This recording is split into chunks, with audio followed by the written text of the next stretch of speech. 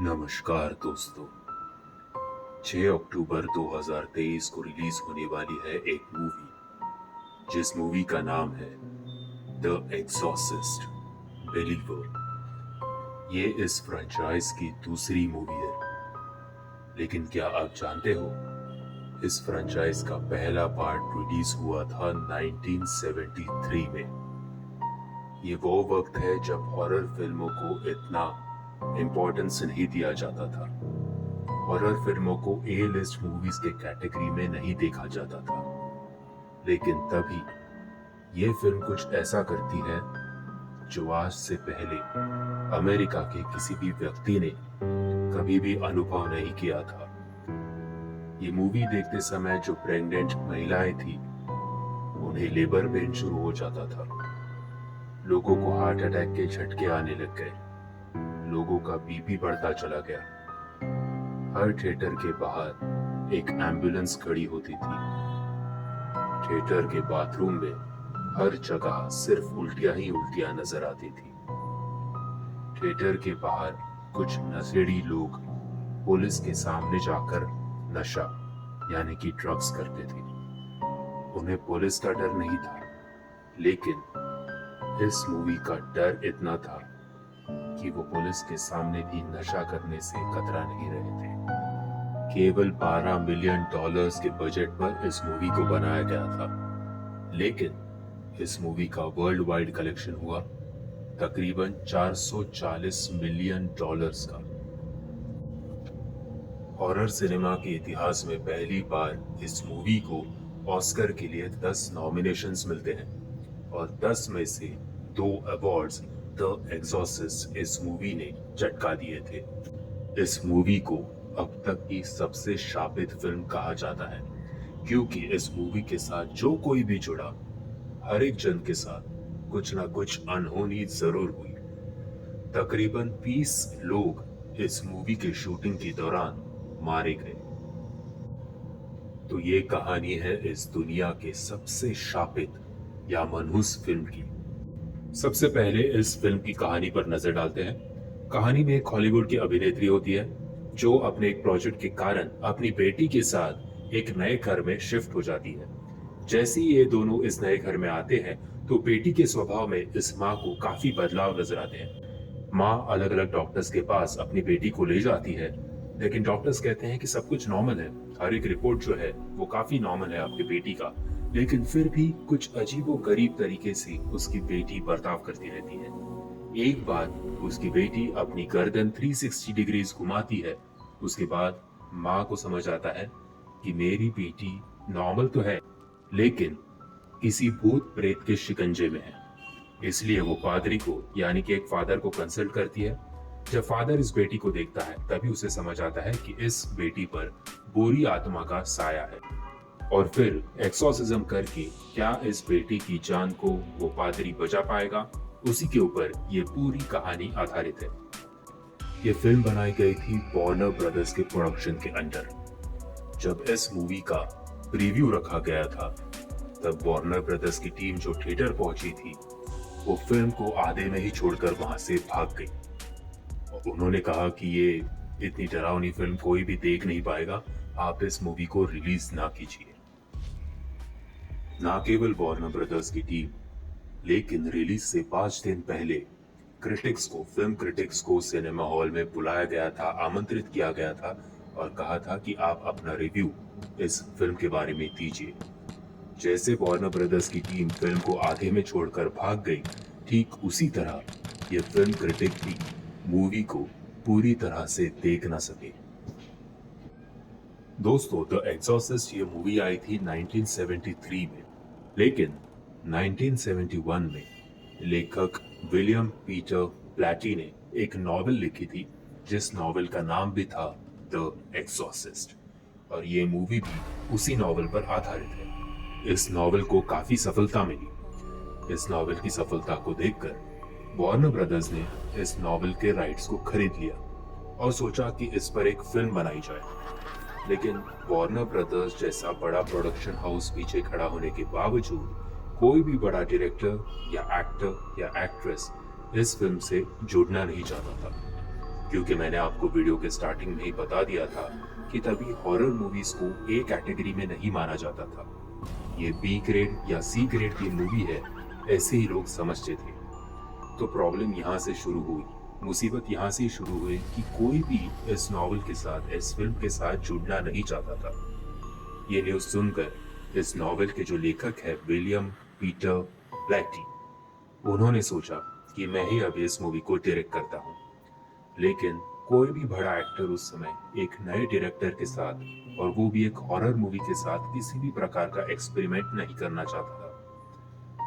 तो विलियम और Warner brothers ने सोचा कि हम सारे के सारे नए एक्टर्स को चांस देंगे। सारे नए कलाकारों की कास्टिंग पूरी हो जाती है। फिल्म में मुख्य पात्र जो निभाने वाली लड़की थी, उस लड़की का नाम था लिंडा ब्लेयर। लिंडा के अभी के फोटोज देखिए और इन फोटोज को इमेजिन कीजिए कि कैसे लिंडा के ऊपर काफी घंटों का मेकअप किया गया होगा और कैसे एक छोटी सी बच्ची ने उस मेकअप को इतनी अच्छी तरह से कैरी किया। कहा जाता है कि तकरीबन 1000 लड़कियों की ऑडिशन हुई थी और 1000 लड़कियों में से लिंडा को सिलेक्ट कर दिया गया था। यह फिल्म कितनी मनहूस हो सकती है, इस चीज का अनुभव इस फिल्म से जुड़े हुए लोगों को पहले दिन आता है। शूटिंग के पहले दिन एक बड़ा घर का सेट बनाया गया था, खास तौर पे शूटिंग के नजरिए से, जहां पे ये एक्सोर्सिज्म और ये सारी चीजें होती है। वो बेडरूम को भी खास शूटिंग को मद्देनजर रखते हुए डिजाइन किया गया था, जहां पे भूत इस छोटी सी लड़की को चपेटे में लेता है और वहां पे एक्सोर्सिज्म का पूरा वो ड्रामा वहां पे क्रिएट होने वाला था। शूटिंग के पहले दिन वहां पे जो इलेक्ट्रिक बॉक्स था, मीटर बॉक्स, उस बॉक्स में एक चिड़िया घुस जाने के कारण शॉर्ट सर्किट हो जाता है और शॉर्ट सर्किट की वजह से पूरे सेट में आग लग जाती है। पूरा घर जलकर तबाह हो जाता है सिवाय उस बेडरूम के। उस बेडरूम में आग की एक चिंगारी तक नहीं पहुंचती जहां पे ये एक्सोर्सिज्म का या फिर उस भूत के ओरिजिन का सीक्वेंस जो है वो शूट किया जाना था। केवल इतना ही नहीं, शूटिंग के पहले दिन इस लगी आग ने 9 लोगों को मार दी। ये सबसे पहली चीज थी जो फिल्म से जुड़े हुए लोगों को अजीब लगी कि पूरा घर तो तहस महस हो गया सिवाय उस बेडरूम के जहां पे इस कहानी की पूरी जान है। शूटिंग के पहले दिन इतना बड़ा हादसा हो जाने के कारण फिल्म के शूटिंग में खंडन पड़ गया। 6 हफ्तों के लिए शूटिंग जो है वो पूरी तरह से रुक गई। लोग तरह तरह की बातें करने लगे। लेकिन तभी इस फिल्म के डायरेक्टर ने सोचा कि मैं एक पादरी को, यानी कि एक फादर को बुला के यहाँ पे पूरी तरह से शुद्धिकरण इस सेट का कर देता हूँ। फादर ने पूरी घटना सुनी। पूरा इंसिडेंट सुनने के बाद फादर ने ये कहा कि मुझे शुद्धिकरण करने में कोई हरकत नहीं है, लेकिन अगर मैं तुम्हारे सेट पे शुद्धिकरण करूंगा तो लोगों को इस बात का यकीन हो जाएगा कि इस सेट पे भूत प्रेत का साया है और शायद तुम्हारी फिल्म कभी कंप्लीट ही ना हो पाए, क्योंकि लोग फिर इस सेट पे आने से ही कतराएंगे। उससे अच्छा एक काम कीजिए, मेरी दुआएं मैं इस सेट को पहुंचा दूंगा, आप शूटिंग की शुरुआत कीजिए। 6 हफ्ते बाद लोगों को समझा बुझाकर फिर एक बार शूटिंग शुरू कर दी गई। पूरा का पूरा सेट दोबारा बनाया गया। आग लगने के बाद सबसे दूसरा भयानक अनुभव आया इस मूवी में काम करने वाली छोटी बच्ची यानी लिंडा को। एक सीक्वेंस के दौरान लिंडा को हवा में उड़ते हुए दिखाया जाना था। लिंडा को तभी केबल से बांधा गया था। केबल से बांधने के बाद जो कुछ उस सीन की कोरियोग्राफी थी वो रिहर्सल में पूरी कर दी गई। जब फाइनल टेक शुरू हुआ तब लिंडा ने यह महसूस किया कि वो केबल जो है वो अपने आप से झूल रहे हैं और जैसे लिंडा चाहती है ठीक उसी अपोजिट डायरेक्शन में वो केबल जो है वो उसे लिंडा को झुला रहे हैं। डायरेक्टर को, स्टंट मास्टर को लगा कि लिंडा खुद से ये परफॉर्मेंस दे रही है, इसीलिए किसी ने भी किसी भी प्रकार का कट या फिर शॉट को रोका नहीं। कुछ समय बाद जब लिंडा स्क्रिप्ट से हटकर बोलने लग गई और गालियां देने लग गई, तब जाके इस मामले का सीरियसनेस जो है वो डायरेक्टर और स्टंट कोऑर्डिनेटर के समझ में आया और वो तुरंत लिंडा के मदद के लिए भाग गए। लेकिन तब तक काफी देर हो चुकी थी। लिंडा के रील की हड्डी में एक गहरी चोट आई थी। लिंडा जो है वो अपने पैरों पर खड़ी नहीं हो पा रही थी। बची हुई पूरी शूटिंग लिंडा ने बैसाखियों के सहारे कंप्लीट कर दी। यहाँ पे एक एक्टर का प्रोफेशनलिज्म भी देखिए। खुद की पहली फिल्म, एक बड़ा रोल लिंडा मिस नहीं करना चाहती थी, इसलिए बुरी तरह से इंजर्ड होने के बावजूद उसने ये रोल काफी खूबसूरती से निभाया। इस मूवी के पहले दिन मैंने आपको बताया था कि सेट पे जो आग लगी थी उस आग में 9 लोग मारे। लेकिन वीडियो के स्टार्टिंग में मैंने आपको बताया था कि इस मूवी के दौरान तकरीबन 20 लोगों को अपनी जान से हाथ धोना पड़ा। उन 20 लोगों में से एक था जैक मैगराउन। जैक को शैतान के हाथों मारे जाते हुए दिखाई देना था, लेकिन कुछ रहस्यमयी सिचुएशन में जैक की डेड बॉडी जो है वो पुलिस ने पाई। ठीक उसी प्रकार कैरिस की माँ का जो कैरेक्टर निभाने वाली थी, जिसका नाम था वैसिलिकी, वो भी शूटिंग के दौरान ही मर गई। शूटिंग के कैमरामैन का इस शूट के समय ही बच्चा पैदा हुआ। बच्चा काफी नॉर्मल कंडीशन में था, लेकिन दूसरे ही दिन वो बच्चा भी मारा गया। फिल्म की मेन लीड लिंडा के दादाजी इस मूवी को सेट पे देखने आए थे, लेकिन जिस दिन उन्होंने ये शूटिंग देखी, घर पे जाने के बाद उनकी भी रहस्यमय तरीके से मौत हो गई। फिल्म के एक एक्टर ने शूटिंग के दौरान ही किसी अनजान व्यक्ति का कत्ल कर दिया। उसे भी हैंग टिल डेथ की सजा सुनाई गई। ऐसे कर करके तकरीबन 20 लोग जो इस शापित मूवी से जुड़े थे, उन्हें मौत को गले लगाना पड़ा। ऐसे करके काफी दिक्कतों का सामना करके, काफी डिलेस को फेस करने के बाद जैसे तैसे इस मूवी की शूटिंग जो है वो कंप्लीट हो जाती है। शुरुआत में इस मूवी का बजट था $2.5 मिलियन, लेकिन जैसे मैंने आपको बताया कि शूटिंग के दौरान काफी हादसे होते गए, एक्टर्स को रिप्लेस करना पड़ा।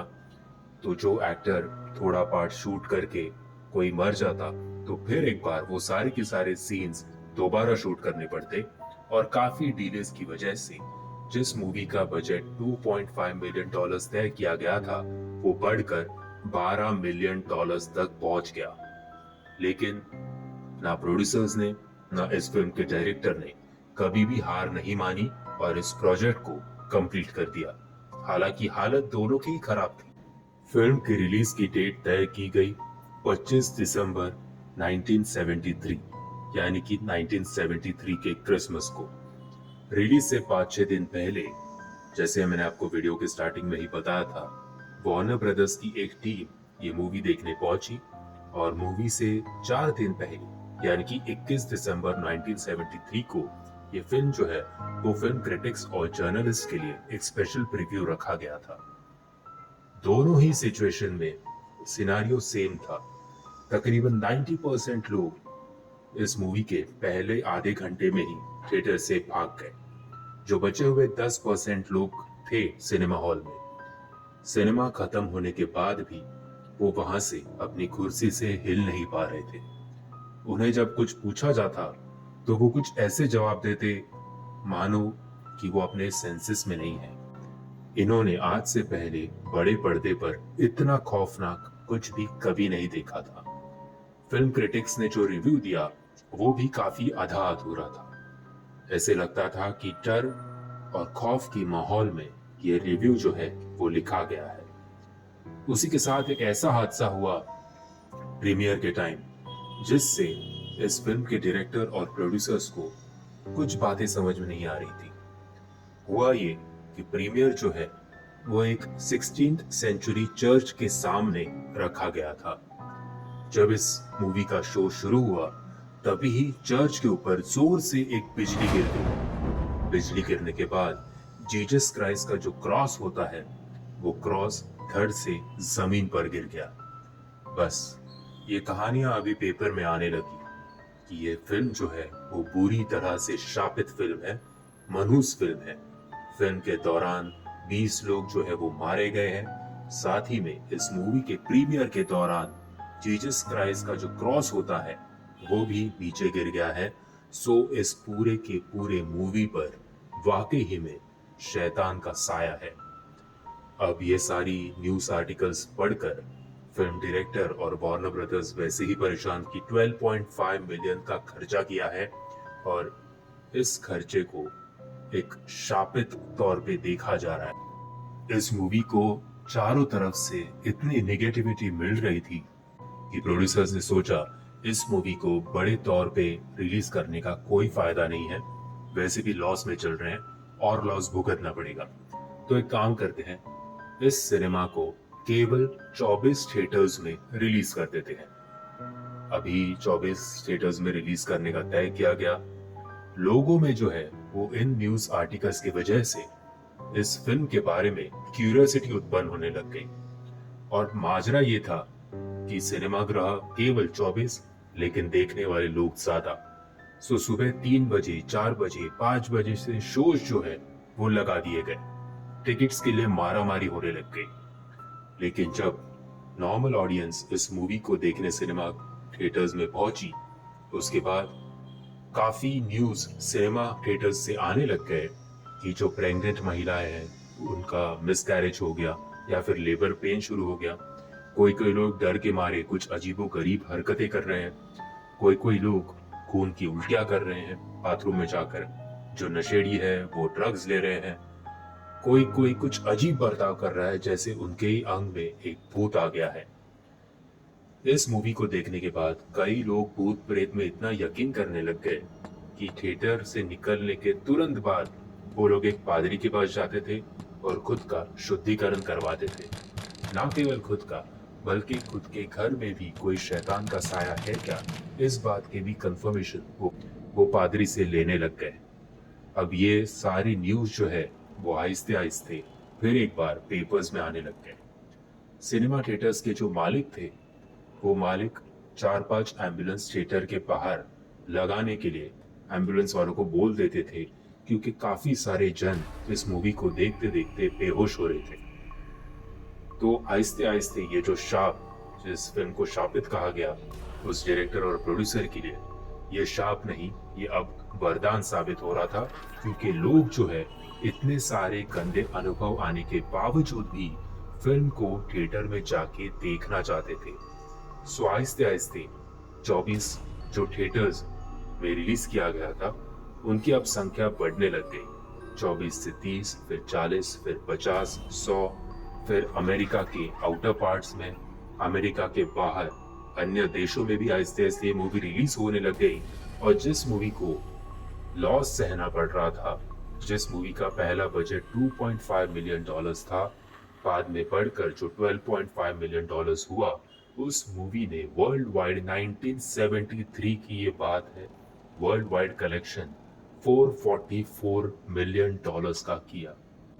जो हॉरर मूवीज आज से पहले एक भी ऑस्कर अवार्ड नहीं जीती थी, वही द एक्सॉर्सिस्ट ने 2 ऑस्कर अवार्ड्स और 4 गोल्डन ग्लोब अवार्ड जीत लिए। सो जिस मूवी को शापित के तौर पे देखा जा रहा था, हम ऐसे भी कह सकते हैं कि शैतान ने अपनी पहली प्यास बुझाई और उसके बाद भर भर के इस फिल्म के प्रोड्यूसर और डायरेक्टर की झोली भर दी। पहले पार्ट के 50 सालों बाद आज इस मूवी का दूसरा भाग आ रहा है, जिसका नाम है द एक्सॉर्सिस्ट बिलीवर। अगर आपने इस मूवी का ट्रेलर नहीं देखा होगा तो उसके लिंक मैं आपको नीचे डिस्क्रिप्शन बॉक्स में दे रहा हूँ। मूवी रिलीज होने वाली है 6 अक्टूबर 2023 को। दोस्तों, अगर आपको ये कहानी पसंद आई होगी तो याद से वीडियो को लाइक, शेयर और चैनल को सब्सक्राइब करना मत भूलना, नहीं तो शैतान को आपके घर में भेज दिया जाएगा।